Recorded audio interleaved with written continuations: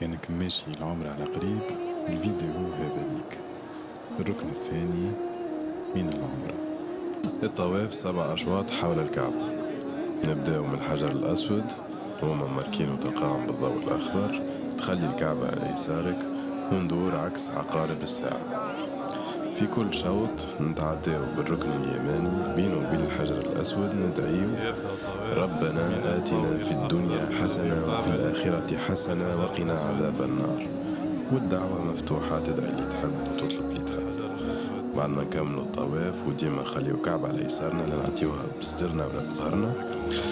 كي نتعداو بعد الحجر الأسود من غير ما ندخلوا فك الضرب والزحام هذاك الكل، تنجم تهز يدك شاور للحجر الأسود وتتعدى كأنك بوسته. بعد ما نكملوا 7 أشواط نصلي ركعتين وراء مقام سيدنا إبراهيم.